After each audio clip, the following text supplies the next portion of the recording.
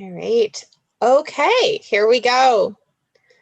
All right, first and foremost, we are going to start out with what we call land recognition.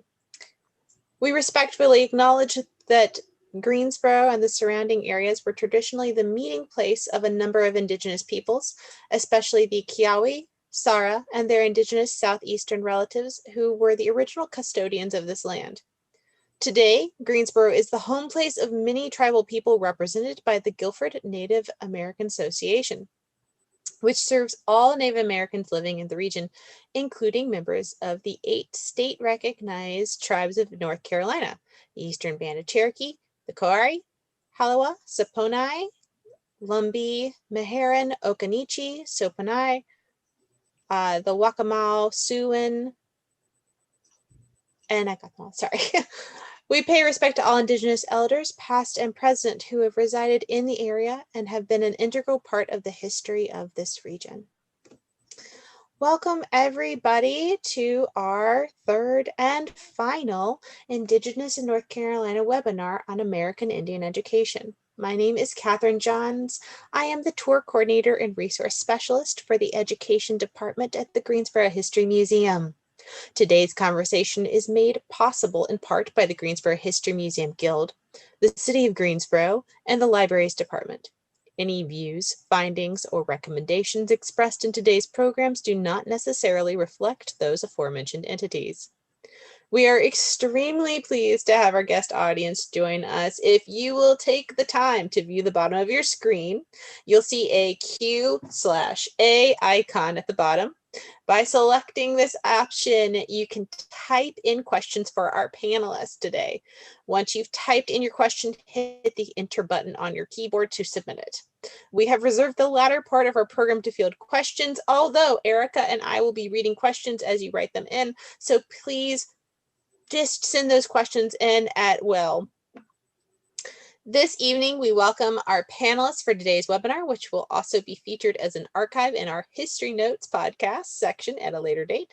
However, it is made available right now on the Greensboro History Museum YouTube channel. At your convenience, please visit www.greensborohistory.org and select the tab Discover and Learn to hear the podcast when it's available. For a more immediate viewing, select the YouTube icon at the top of the page to access the YouTube channel. Today's presentation is by Dr. Connie Locklear, and our moderator for this evening, and who has been the moderator for all 3 presentations, Miss Erica Reynolds.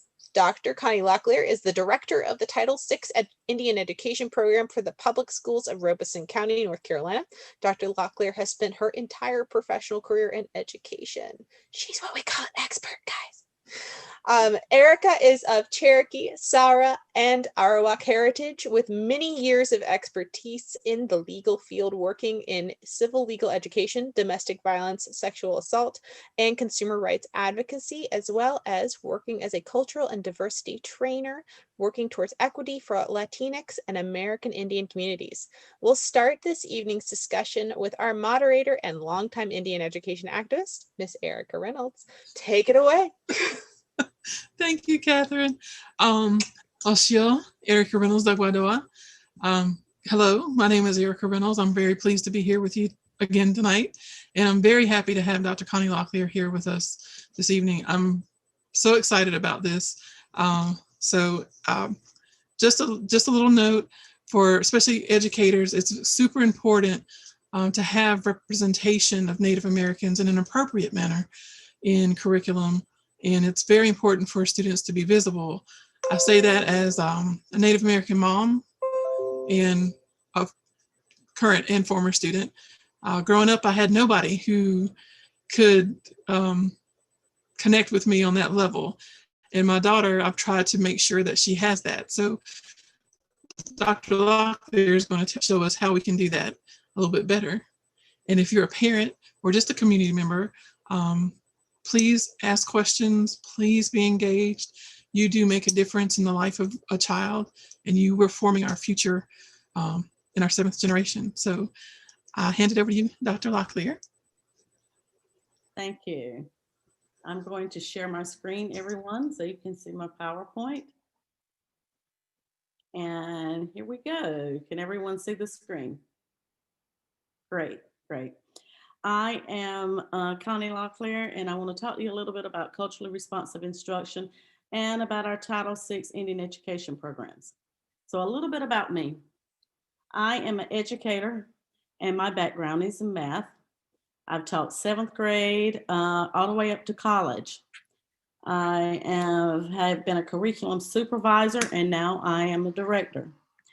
I worked for the North Carolina Teacher Academy, and I was a Teacher Academy Fellow until its demise. Eventually, it's not there anymore, but during that time, we had professional development for teachers all across the state, and I was part of one of the trainers for the teachers. I am a former chairperson for the State Advisor Council on Indian Education.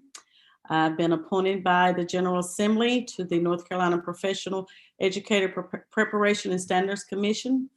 I currently serve as chairperson of the borough's Welcome Student STEM Enrichment Programs. I am vice president of the National Indian Education Board of Directors. I love reading dissertations, so I serve on a lot of dissertation committees. I said all of that to say this. All of that stuff that I just talked to you about, those things do not define me. Those are things that I've spent my life's work doing, and it's part of my career. But what really defines me will be the last couple that I talked to you about. I'm a wife. I'm a mother. I'm a grandmother. I'm a daughter. I'm a sister, and I'm a friend. And I'm a member of the Lumbee tribe. If you really want to know about me, then that's what you look at. All the stuff above are accolades and things that I've been blessed to participate in and things I've had the opportunity to accomplish, but those things don't define me. The ones at the bottom do. And I'm gonna talk to you why and tell you why. Is culture important? And if so, why? Number one, it tells about who we are, our past. It remembers our past. It honors our ancestors, and it prepares our future. If you look at the bottom, the last picture with all the students with the purple t-shirts on, those are some students that we had in a STEM summer camp that we had with our Title VI program. And these kids are our future. Not only these, but all of our kids. So we teach them the culture. We can't take the culture away. And I'm going to talk to you about why it's so important to have culture. What is responsive instruction? It's a philosophy and a company implementation of instruction that purposefully acknowledges, embraces, and uses what each student brings culturally to the classroom. The last statement is so profound to me and is so true. Culturally responsive instruction is built on the foundation of relationships and respect. Relationships are so important to everyone. Why are relationships? Why is culture important? What happens when we ignore a child's culture? When we dismiss a student's culture, what are we really rejecting? What's really happening when I say to an American Indian student that's sitting in the classroom, y'all aren't here anymore. Indians still really exist.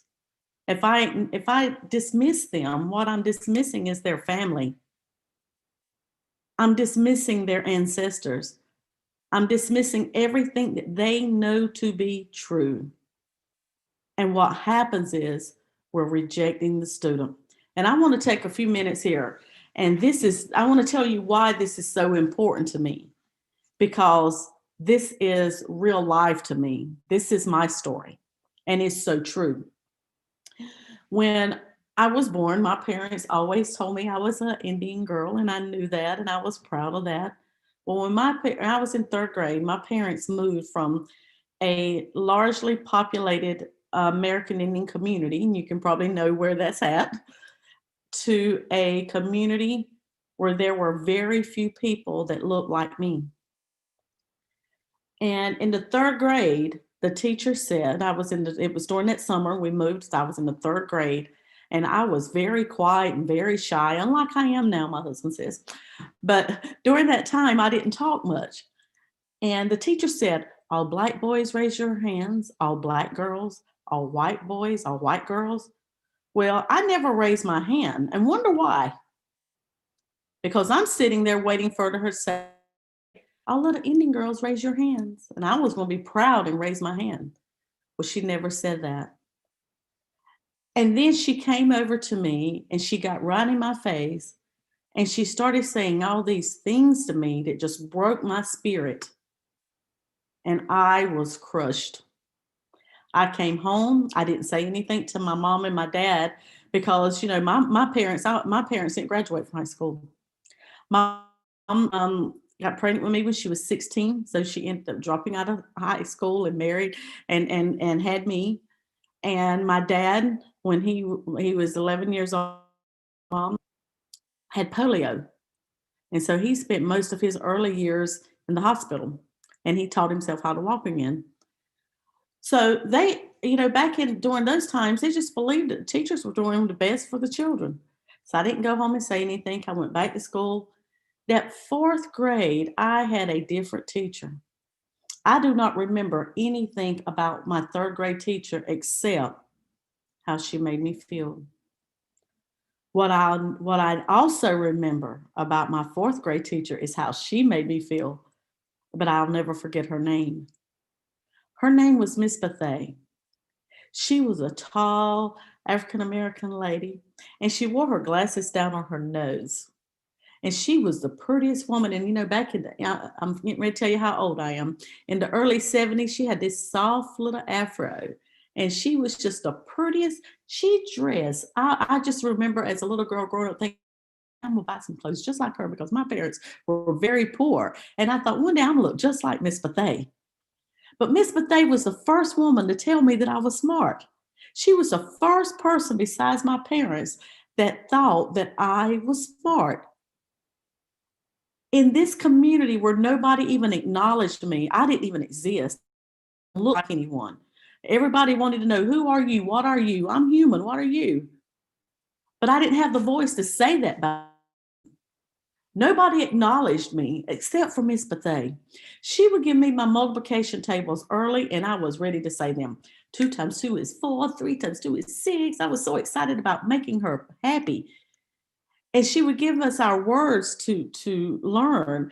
And she would give us these tests early. And I would have mine write down real quick. And it's so amazing. Now, I'm just going to tell you, I'll be 55 December the 24th, Christmas Eve. And I still remember everything about Miss Bethay. And she was my fourth grade teacher because of the way she made me feel. She made me believe that I could do anything. And when I talk about her now as an adult, and she has passed away, I still get teary-eyed and warm and fuzzy inside because of that feeling that she gave me.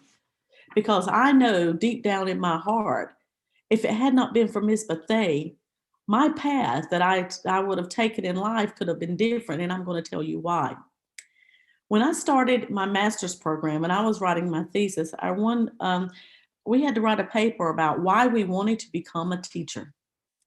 And my reason was Miss Bethay. It was Miss Bethay. I wanted to do for every child what she did for me. I wanted to feel what she made me feel. I wanted everybody to know that there was somebody out there that really cared about you besides your parents. Because children spend so much time in the classroom that it is awful to sit in a room where you feel that nobody acknowledges you or no one cares about you. But Miss Bethay acknowledged me. She would tell me, and I have naturally curly hair, but I blow dry. And she would come, and my mama would put my hair in a ponytail, and she would always tell me how pretty I was, and I'd have my hair pulled back in a ponytail. And I didn't think I was pretty at all because, as I said, my parents were so poor that there were times when my mom, I remember this as a child, she would wait till everybody ate before we ate. But Miss Bethay would just do all of these things. She would bring me pencils. She would give me paper. I mean, the little things that my parents couldn't purchase, she always did. And when I became a teacher, I wanted to be just like her. So when I was writing that dissertation, I wanted to go back and interview Miss Bethay and find out, or that thesis, and find out some information about Miss Bethay. You will not believe what I found out about Miss Bethay. Miss Bethay was a special ed teacher. My third grade teacher, because I shut down because of the way she spoke to me, had placed me in EC. And there's nothing wrong with exceptional children's program if that's where the child needs to be. But we have a lot of children that are placed there, and that's not where they should be. And she recognized that I should not be in that place. And she got paperwork. When I remember her giving me some stuff to tell my mom to sign, and I was terrified because in the 70s and the 60s and early times, I mean, if you got a letter sent home to mama, it was not a good thing. You were terrified. I mean, I knew, all I could think about, I was going to get in trouble. I was going to get it. I'm just going to say it like our Indian people say, I was going to get a killing. I was going to get in trouble. Things were going to happen. But she was like, no, sweetheart, it's a good letter. And I realized later on that letter was to move me out of that class. She put me on a different path. And I remember in the 6th grade, I took, and I know a lot of you were my age, remember the CAT test, California Achievement Test. I took that California Achievement Test, and I scored so high that my mama has a plaque that's tarnished still hanging on her wall. And it was all because of Miss Bethay. Then when I went to 8th grade, I was back then they were called college prep courses. I was the only Indian student in college prep courses. I was the only student that got to take those courses. And every time I think about that, I think of Miss Bethay, what she did for me. She changed my life. Not only did she change my life, I want to tell you a little bit about college. I got to college, and as a undergrad student when I was working on my bachelor's, and I wanted to major in math. I always loved math. And it started with Miss Bethay with those timetables. I told you that earlier. And I had a professor, I told him, he was my advisor, and he was a Caucasian gentleman. And I said to him that my major was going to be mathematics. And he said to me, and he said, this was not only a racial put down, but it was it was towards women in general. I'm gonna say it like that. But he said, oh no, honey, you don't need to major in math, not you. So he crushed me. And I'm sitting in this class, and my professor, I said, well, I'll major in middle school math. And that's what he told me. He said, you could probably be a good middle school teacher, but not a high school or not a math high. He said, you just can't do that.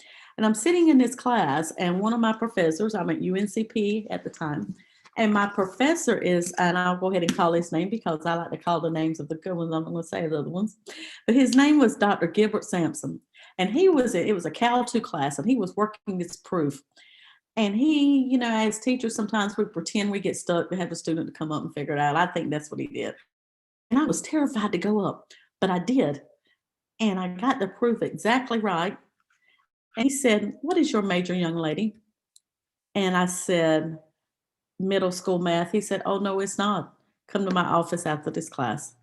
I went to the office and I told him, and he said, no, I think you really need to major in pure mathematics. I said, but I want to teach. He said, well, you major in math and you get a certification and you can teach. And I did that. And that has changed my life. There are sometimes people that are placed in our path to help us along the way. And that's exactly what these two people did for me. But I also want to talk to you about those other two, and going back to culture, and going back to relationships, and going back to culturally responsive instruction. All of that ties together, dismissing my culture, looking at me and assuming that I don't have the capability to be successful in this class. It could have changed everything. So relationships, when I was writing my dissertation, I found this quote and I use it all the time. The student-teacher relationship is the most overlooked educational best practice. That is so true. Relationships are important to everyone. They're important to students, they're important to adults, they're important to all of us, but they're vital for students of color and for people of color. As American Indian people, we thrive on relationships. relationships are very important to us. We want to be with our families on Sunday. We cook big meals where everybody gets together. Everybody's talking at the same time. Everybody's having these fun. Relationships are so vital. And sometimes when our students go away to college, if they don't form relationships quickly with individuals, sometimes they get away to themselves. And unfortunately, there are some cases where they come home because they just feel like they're all alone. So relationships are so vital for us. Let's think about that as an adult. Every one of us, relationships are important to us. We care about how other people think of us, especially people of color. We do. We may say we don't, but we really do. But there are students that have failed courses not because of their intellect, but because of the relationship. I can say this for a fact. I've had students that come to my class. I had no problems with them whatsoever because I always realized that if a child had an issue, there was something major going on. And I'll tell you that goes back to my lived experiences. I talked to you about my mom and my dad. The man I say my dad is really my stepdad, but he's my dad. He's the only man that I know that raised me. My mom's first husband, and that's what I'm gonna say, was very abusive. And I know what it feels like to live into that and to shut down completely. And when students come sometimes with these issues, there's a deeper root than just not wanting to do their homework. There's a deeper problem than just not wanting to listen to you in class. There's a deeper when the child is sitting in your class and they're sleeping all the time. Something's going on. And sometimes just having a conversation and figuring those things out can change the life of that child. But I've had students that come to my class and they would pass my class. And down the hall, the teacher would say, "What do you think about so and so?" "Oh, he's doing fine in my class." "Well, he's doing nothing for me." And I would say, "Well, have you talked with him? Have you developed that relationship with him?" You know, relationships are so important. Sometimes the kids, and you'll have to, I've talked to the kids in the past, say, "Why are you not doing well in Miss So-and-so's class?" "Well, she don't like me and I don't like her, so I'm gonna fail her class." We have to remember the maturity level of the adult is different than the maturity level of the child. And sometimes the children will do those things. But this is the quote that a colleague of mine gave me when I first started teaching. And I have tried to live my life by this. If you get their heart, their head is easy. If you get their heart, I'm going to say that again. If you get their heart, their head is easy. When children know that you care about them, I know we say it over and over and over. They don't know how much they don't care how much you know until they know how much you care. As we can say it, it's true. It really is, it's true. And by embracing who they are is so powerful. Letting them know that they're important, letting them know that we're not dismissing who they are. And I know I've talked a lot, so I'm gonna stop here, Erica. Do we have any questions at this point, or can I proceed? You're good. Keep going. Okay, thanks. I want to just talk about a few culturally insensitive statements. You know, I was at this national conference, and this guy was speaking, and he said, you know, sometimes I tell my kids to dress like an Indian for Thanksgiving. I'm sitting there thinking, I know you didn't say that. But he did. So it was a great time for a little bit of teaching instead. And I do believe, and I'm going to say this is my core belief, and this is what I choose to believe. I believe that sometimes people say a lot of stuff out of ignorance, and it's a good opportunity to teach rather than become so offensive. So, excuse me. So when times Thanksgiving, we want our kids to dress up and we make, and teachers will make the headdresses for them.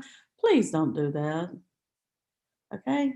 There are another one, sit Indian style. Just tell the children to sit on the floor and cross their legs. What is your Indian name? And we're going to talk about the culturally responsive module that we developed. And some of that module came out of some of these questions that were actually stated to some children. What is your Indian name? Well, my name is Connie Locklear, but what is your Indian name? Or, you don't look Indian. Your hair's not straight. You still live in a teepee? And you aren't a real Indian. They don't exist anymore. Let me go ahead and tell everyone on this screen, yes, we do. We are still here. And most people don't realize this, but people on the East Coast, we didn't live in teepees, we lived in longhouses. So that statement is so far off. It's good to be educated, though, but I'm just going to say that. But these are some culturally insensitive statements. We would never say to an individual, what is your white name? What is your black name? Are you really dress like a African American come tomorrow? Dress like a Caucasian tomorrow? They'd probably look at us. I mean, and these statements are said to Native Americans even today. And these statements are insensitive. And I want to stop here for just a moment. These statements, you don't find as many of these statements in Robeson County where I come from, because the Native population is so large. But when a lot of our children live in urban communities, they hear these statements. And what is so sad is we have urban American Indian students who sit in classrooms and don't want teachers or their classmates to know that they're American Indian because of the statements like this that are said to them, and they're hurtful. And nobody should ever feel like that they're not proud of who they are and where they come from. But statements like these have really hurt our people, especially in our urban communities. I want to talk to you a little bit now about a culturally responsive teaching module. And this module came about out of the statements that I just shared with you. And this module is for teachers. It is in our power schools. And it is approximately 10 hours, and teachers can receive 1 CEU credit. And you see here our 8 state recognized tribes, and one of our Eastern Band of Cherokees is federally recognized. What people don't realize is the Lumbee tribe of North Carolina is federally recognized in 1956, and in 1956, that same year, they removed that federal recognition. They kept us with federal recognition without benefits. So, but we have the Halawa Saponi, the Meherrin, the Lumbee, Koheri, Saponi, the Okanichi, the Wakamasuon, the Eastern Band of Cherokees are our 8 state recognized tribes.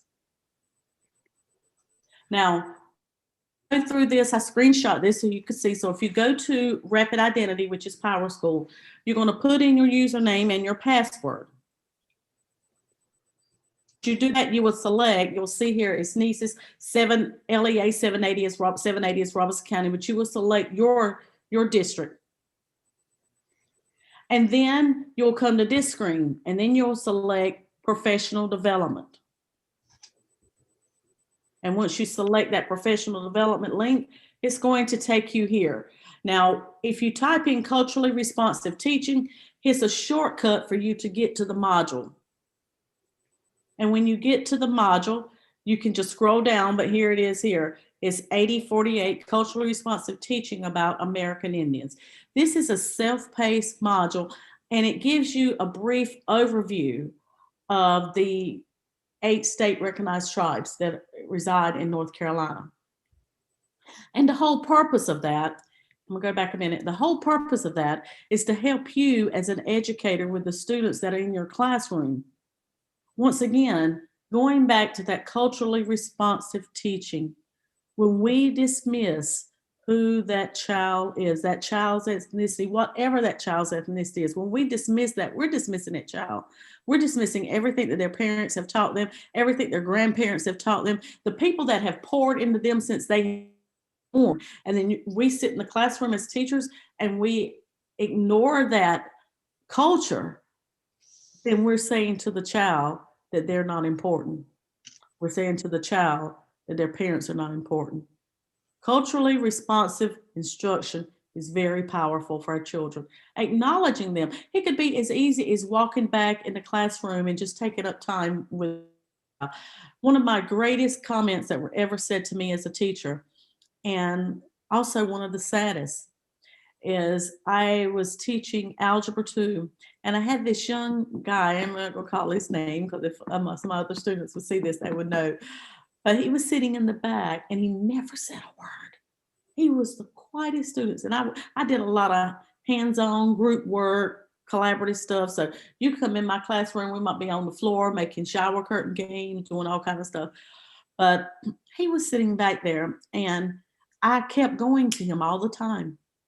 And when I'd put him in groups, I'd make sure I'd put, he was part of groups. I always did like a random number for group work, or I developed the groups because I didn't want any child, like, I didn't want anybody to say we don't want to work with him or he's being left out.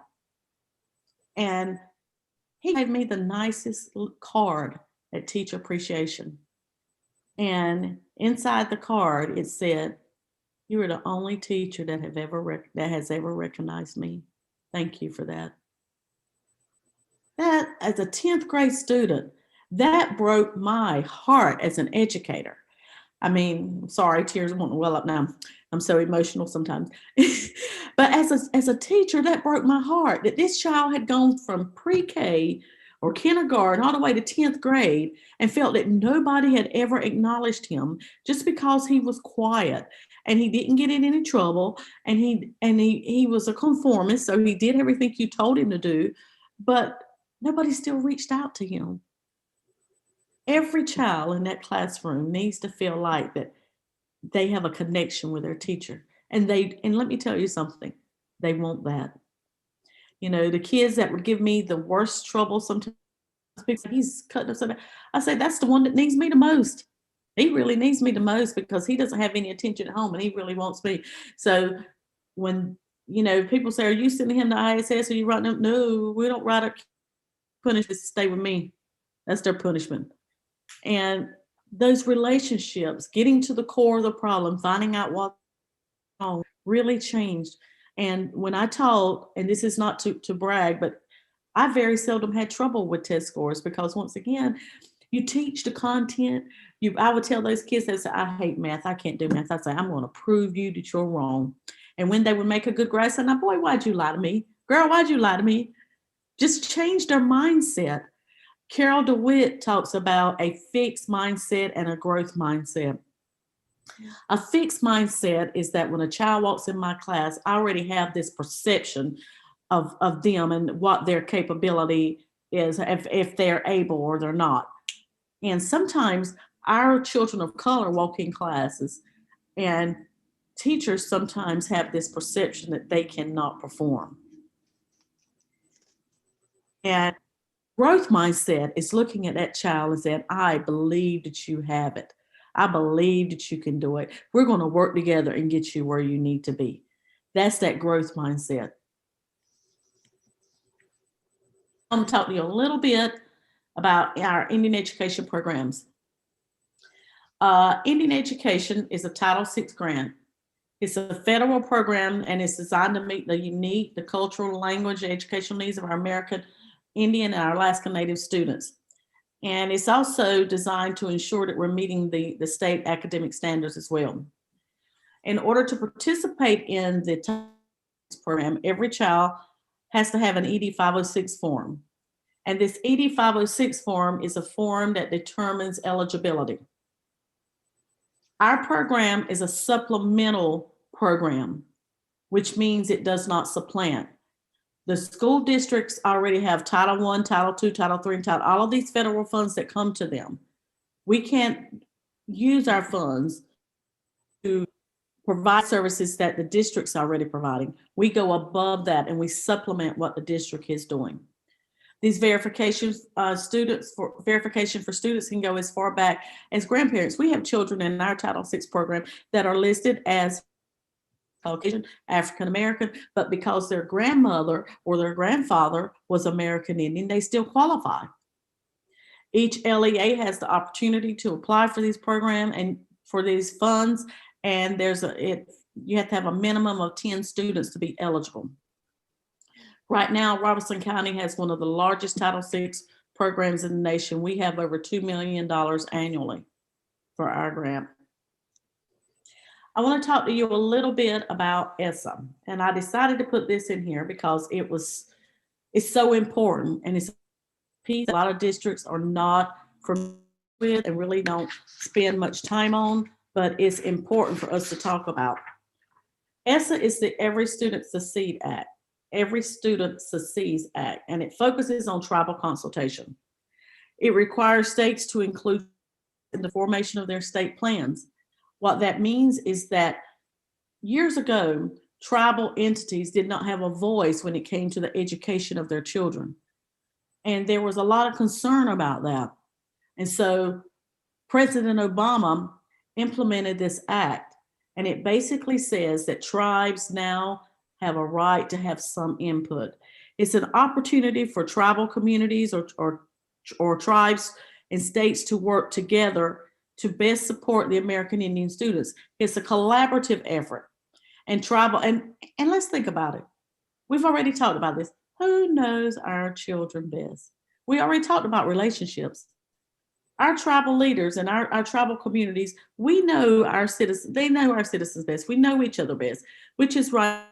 Consultation in the development of these states' plans is critical. Every Student Succeeds Act stresses the importance of improving educational outcomes for American Indian and Alaska Native students. It increases emphasis on teaching languages and stresses the importance of embedding culture into the curriculum. What I want to talk to you about that goes back to that culturally responsive instruction. Everything that we do in our program, in our Title VI program, has a cultural perspective.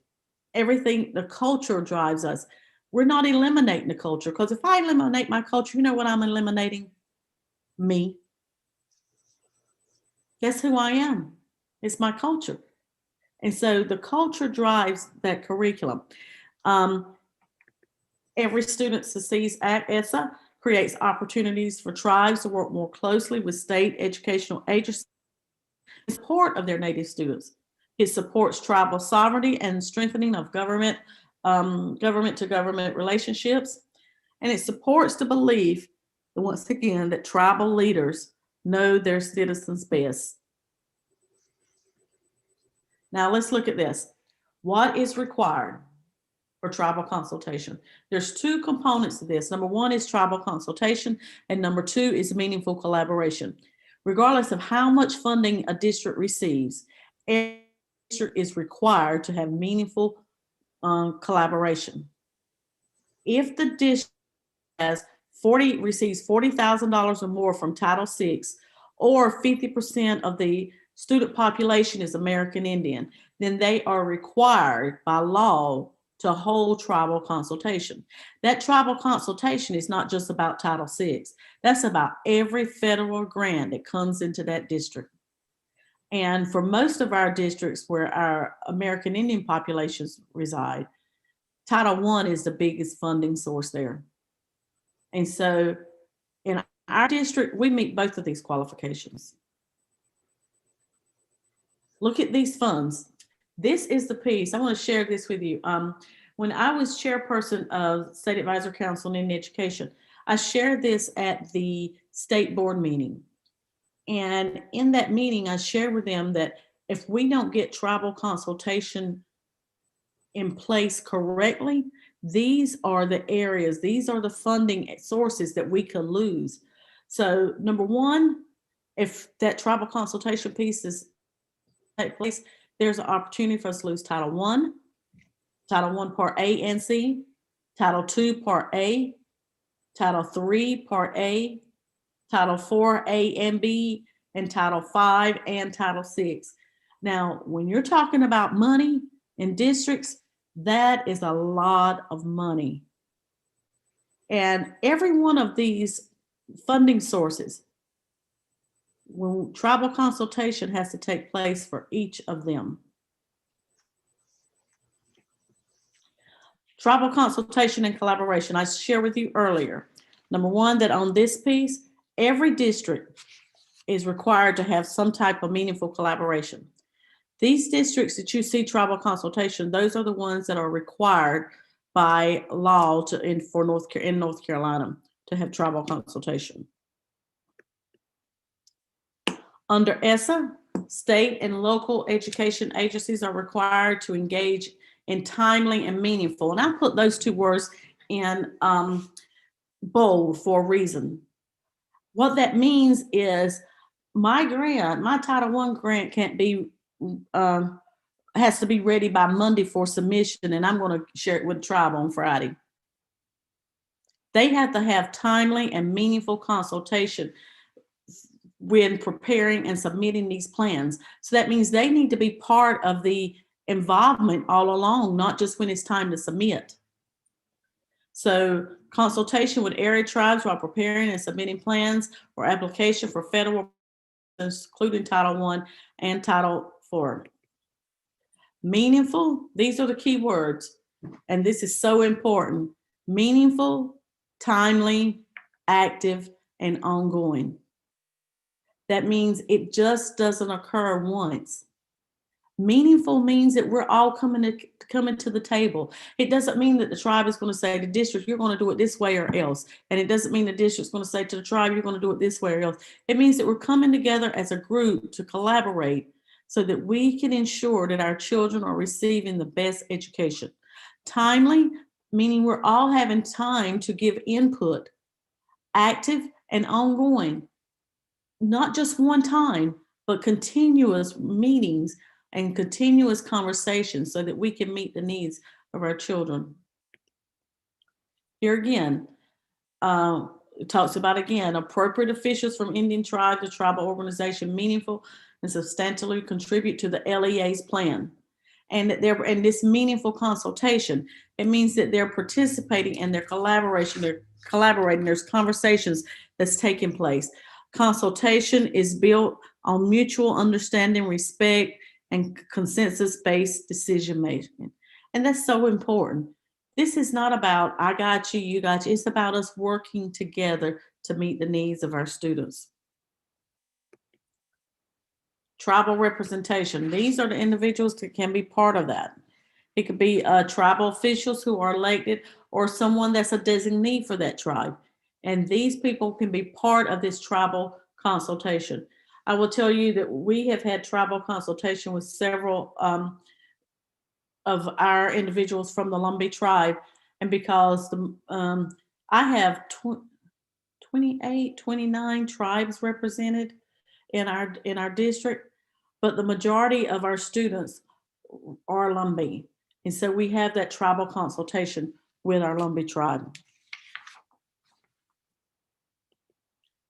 These pieces are required. Written affirmation signed by appropriate official that consultation has occurred. The district office must maintain a copy, and a copy has to be sent to DPI as well. If the tribal official does not sign, district must provide some form of documentation that consultation occurred. This is law.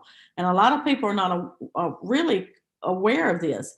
And last year, some of you may know this, but we had a tribal consultation meeting in Greensboro and in Guilford County. And we had tribal community, tribal leaders that came.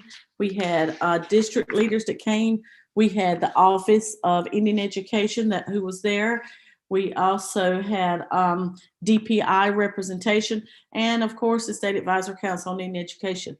But all of these people got to hear this information and understand why it's so important. And I will tell you that there was a meeting, when I'm not going to tell you where the meeting was because I don't want to bring out any negative information about someone, but there was a meeting. It was a regional meeting, and this gentleman said someone was talking about, someone from DPI was giving information about tribal consultation and why it was required. And this gentleman said from a certain district that he didn't think that was relevant and there was no need for it and it was ridiculous. And the person from DPI said, it doesn't matter what you think is required. You know, I might think driving 55 is too slow when I want to drive 65, but if the law says 55, I got to drive 55, or I might run up with someone like Erica. I might need some help. But, you know, it doesn't really matter. If it's the law, it's the law, right? Erica, can I get a thumbs up?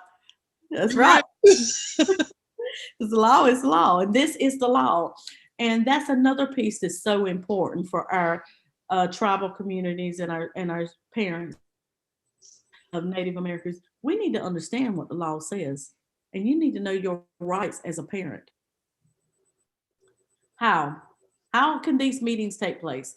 LEAs will schedule these regular meetings with the officials from the tribe, and it could be several meetings. As we said earlier, it has to be timely, it has to be meaningful, and it has to be ongoing. So you see here the introductory hearing, then ongoing meetings on how we're going to finalize, to implement, and submit and review these plans that are going to be will take place with these federal funds. Local districts should provide tribal representatives with dates of upcoming meetings, how the process is going to take place, and contact information for district personnel, American Indian student data, information about existing programs. And that's so important because our tribal communities, they want to know. And it's all about educating each other. That's what it's really about. What are some barriers to tribal consultation? Is the lack of access to information from the district. Sometimes there's a lack of trust is a huge thing. I'm going to talk about that a little bit. Lack of trust, since we're there. There is so much historical trauma that resides within Native people. And sometimes things can come up and we think we're getting there and somebody will do something and that historical trauma will come right back. And that lack of trust is there. And we have to work with our American Indian families, and not only them, but all of our families, to develop trust, to make our parents aware that we are there for them, that we're here to help them. It's our job. We have to develop that trust. How can we decrease these barriers? We can be responsive to the district or the school's invitation. We can advocate. We can be aware. We can work to heal old wounds. Sure, we have a lot of old wounds, but we're working to heal those. I want to tell you a quick story about trust and why it's so important. And then I'll go to this slide. Our YDS, which is our youth development specialist that work in our program, a lot of times they'll go out and do home visits. And sometimes, and I'm sharing this because I think this is so important for teachers to know, sometimes you'll send papers home and you're like, just sign the paper, read over it, da, da, da. Sometimes parents won't do that. They want to make sure that what you're sending them is accurate. And I'll give you an example. This one gentleman, we sent some paperwork home about an activity we had, and it was all free. And it was for his children. Everything was going to be paid for. Everything was free. And the gentleman wouldn't sign it. And we went out and talked made him aware. He said, well, I'll tell you what. He said, years ago, my daddy signed paper to pay for land, to buy some land. He paid for that land all his life. And when he died, that land still was not paid for. So I don't trust people. It's that historical trauma. And there's a lot of other cases similar to that in different stories, but it all ties into that lack of trust. And we have to build trust. I'll have people sometimes that'll come talk to me from different programs, and they'll say, how do you get your parents to buy into this? I had a lady from Washington State called me, and I presented at a national workshop about some activities we were doing, and she wanted, how did you get your parents to buy into this? I said, you have to build trust. And she said, but when I go out and tell them, they don't believe me. Well, she was no disrespect, but she's a Caucasian lady, blonde hair, blue eyed. They didn't trust her. I said, what you need to do is you got to develop a relationship with a native in that community, an American Indian. Build trust with that person. Let that person build a trust with you. And there's a lot of stuff that has happened and people just don't trust. Okay, going on. Other things to remember as it relates to tribal consultation, district and school leaders are not necessarily familiar with governance, structure, policies, and practices of your tribe, and we're not. But we also need to be willing to prepare to educate and ensure that district leadership is taking place. Tribal, did I go back? Okay. I think I said the same thing there. I'm gonna go back. Misconceptions. The Title VI coordinator serves as the tribal representative for the district. That is not true. That Title VI person can't be the only one. This has to be a collaborative effort with your school leadership. The Title VI Parent Education Committee members meets that requirement. No, that's not true. Tribal leadership signing off on a plan presented by the district, developed by the district is sufficient. That's not, because we just said it had to be meaningful, it had to be ongoing, it had to be timely. All of these things have to take place. So if you're just giving it to them to sign, then none of those adjectives took place. None of those things. The district coming before tribal leadership once a year to provide an update is adequate or sufficient. No, that is not on. This has to be a working relationship where we're continually coming together to meet the needs of our students. Questions to consider. What programs, interventions, or services are provided specifically for American Indian students? What mechanisms are in place for engaging tribes, tribal community members, family members? Are there any cultural programs or classes offered at your school in your district? These are just some questions that as tribal leaders, you might want to ask. And as a parent, you might want to ask. You have a right to go and say, you know, what services are you providing for my children? What opportunities are you providing for my children? And I've been trying to rush, and I have just a few minutes left, and that really takes care of my slide. I'm gonna take it to this last one, the additional resources. But this is a Native American proverb. We will be known forever by the tracks we leave. It has been my desire since the very first day I met Miss Bethay to leave tracks for students that would help them be successful. My job is to make the path wider and better for the next group that comes behind me. And I want to make sure that I do everything in my power. You know, as a math teacher, I never had a day I went to classroom that I hated. I never have a day now I go to work that I hate. The only thing I hate sometimes is getting up when the alarm goes off. After I'm up and ready, I can go. But I never have a day I hate doing what I do, because I want to make a difference in these children's lives. Am I getting rich doing it? Absolutely not. But I love it. I'm getting rich in other ways, not monetary. But these are the things that bring me joy. And so I'm gonna stop there and ask and see if there are any questions. I know I've gone 55 minutes. Oh, You're good.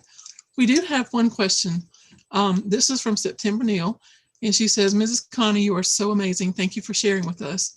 What can we do as parents in our local schools to ensure that our local teachers are educated on the facts of our Native people and the acknowledgement of our students?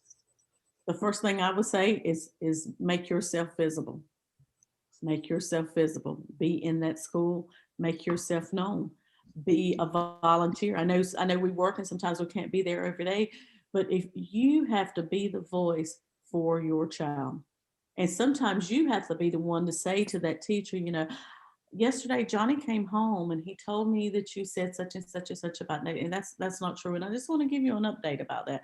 And we can do it in a way that's not degrading to the person, but our job is to educate them, just like their job is to educate our. And sometimes, and I just choose to believe this wholeheartedly, that sometimes teachers say things, and people in general, just people in general, say things out of ignorance.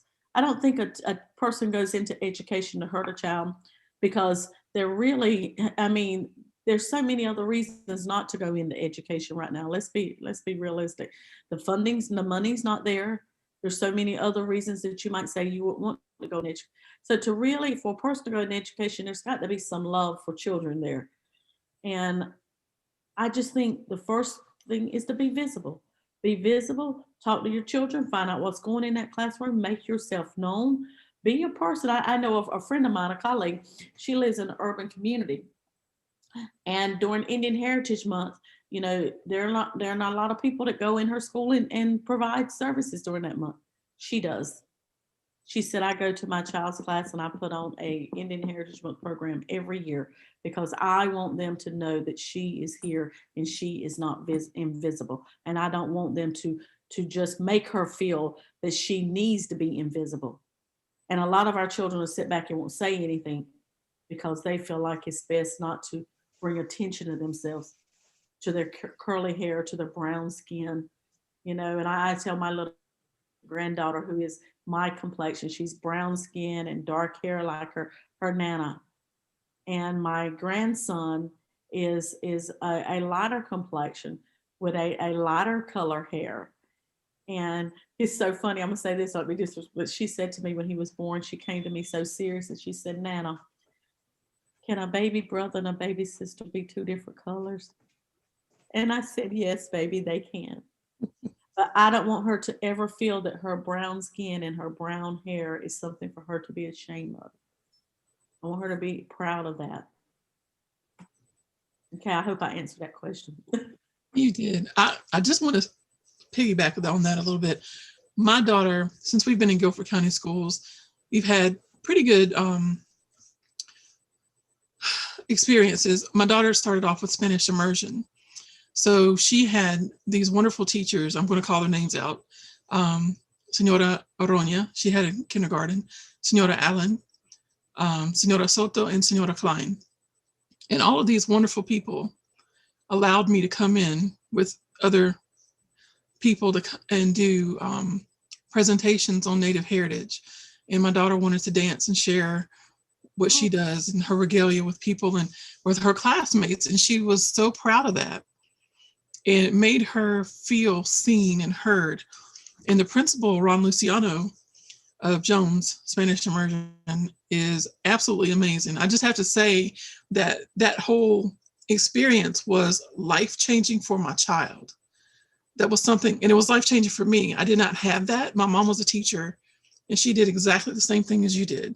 So I feel like you guys are long-lost sisters when you were talking, but that whole experience of my child having teachers who engaged with her and were interested in who she is and insisted on their students knowing the truth and not, the Pilgrims and Indians and sitting Indian style and the feather hairdresses. That does mean a lot. So that when you made that point, I wanted to shout, yes. But some of those people, those teachers are here tonight. And I say that because I want to say thank you. Even though I said it in person, I think that those folks that are here, if they're in Guilford County schools, we need to know and recognize that those teachers are there and they're doing an amazing job. And please keep it up. And we love you and we miss you, especially all my Spanish immersion parents.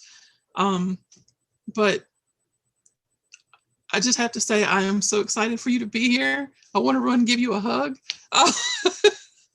This has been amazing. Well, I'm so excited to be here, and I really am so thankful, and I truly believe that teachers want to do what's best for our children. And I want every child in every classroom, I don't care what their ethnicity is and where they come from. And I'm really partial to, I guess I have to be because it goes back to me. When I see those children, when I see children in classrooms who are pushed to the side, who are ignored, the reason I take it so personal is because I see Connie. I see that little girl that didn't have anybody to speak up to her for her in third grade. Sorry.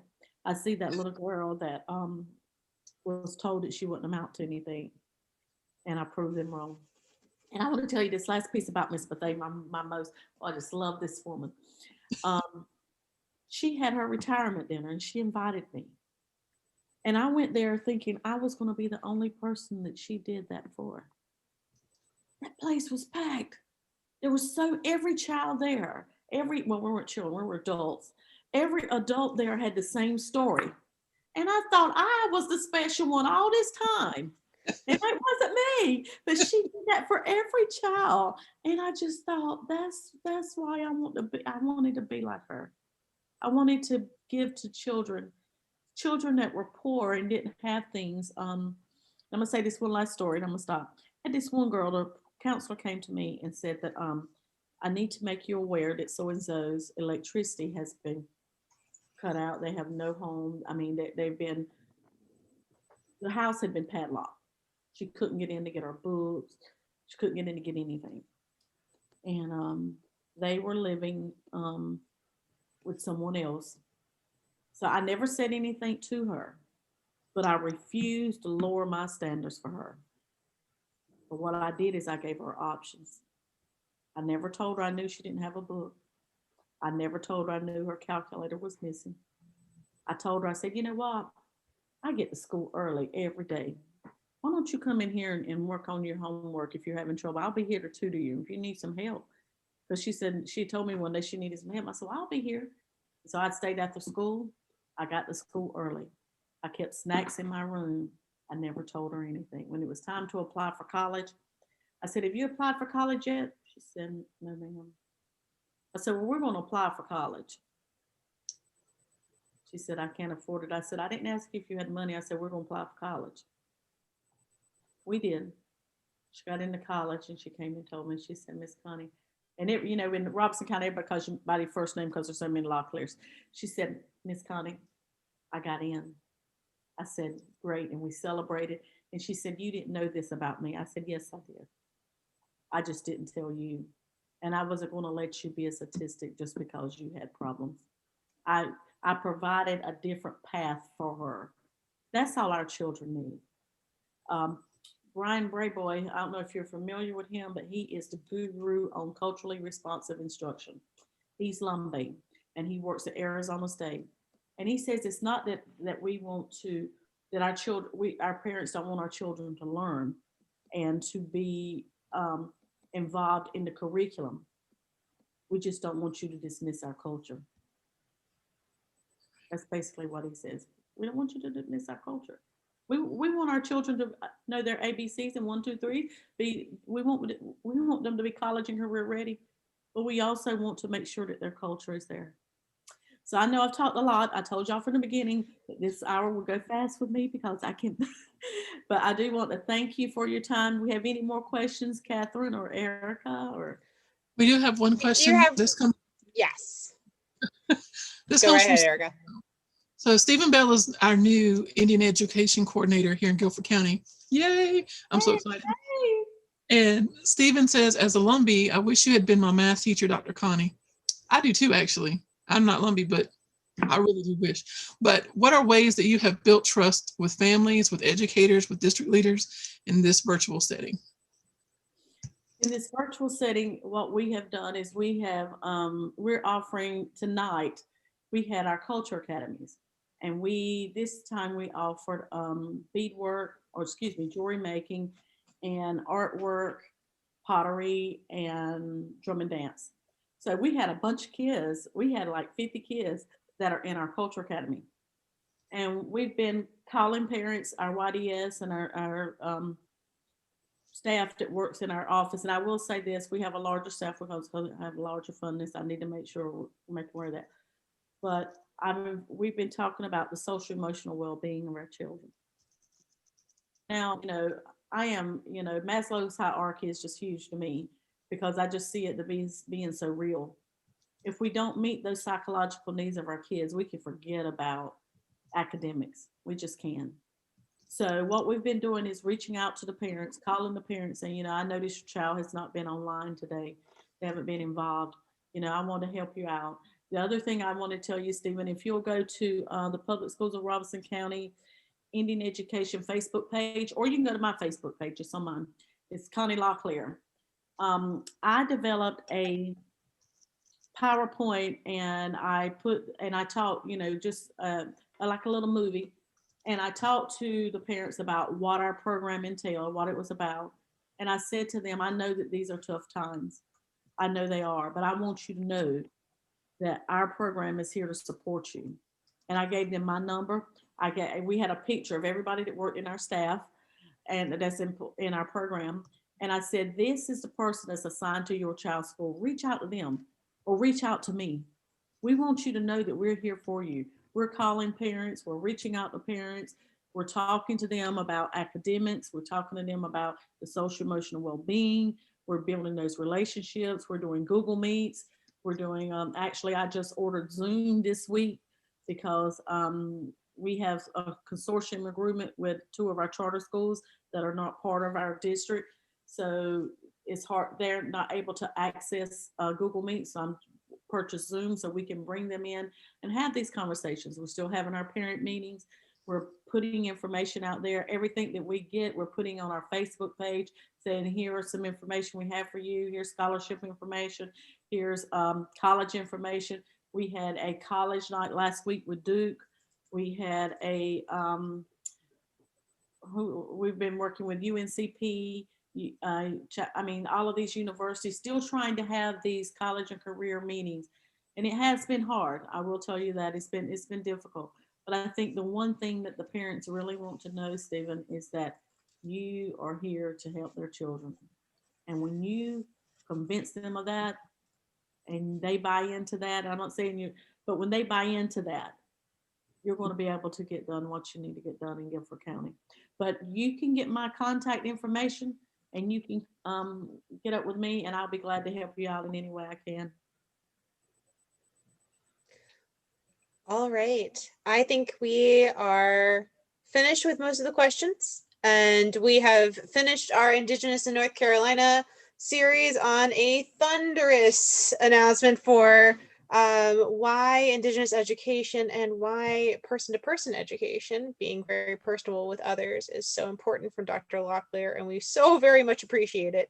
Dr. Locklear, I think I could listen to you for about 2 more hours on just whatever you want to talk about. Thank you, everybody who is still with us. We thank you so much for joining us for today's webinar, which was Indigenous in North Carolina Series Part 3, American Indian Education. Special big thank you to Erica Reynolds, who has been with us for all 3 pieces and has been a fantastic moderator. Thank you so much, Erica. And a big thank you again to Dr. Connie Locklear, our wonderful panelist today. Also, again, thank you to our wonderful audience. Of course, your support always makes all of this possible. Our next webinar series will start, I believe, on December 8th, but please watch the website. And the series will be on the Holocaust. Again, please check the Greensboro History Museum website for more information on that. If you would like our webinar series, you might also like our smaller series called History Lunch Breaks, which are at 12 o'clock on Fridays and span a very wide historic topic range from World War II to this year's virtual A&T homecoming. This week, we will discuss community stories of hauntings around Greensboro because Halloween is a thing, and we will be acknowledging it. This week, attendance is always free for any Greensboro History Museum programs. Again, go to www.greensborohistory.org for the Greensboro History Museum's Facebook, Instagram, or Twitter platforms to learn more about us. We so appreciate everybody and all of the support. Thank you all.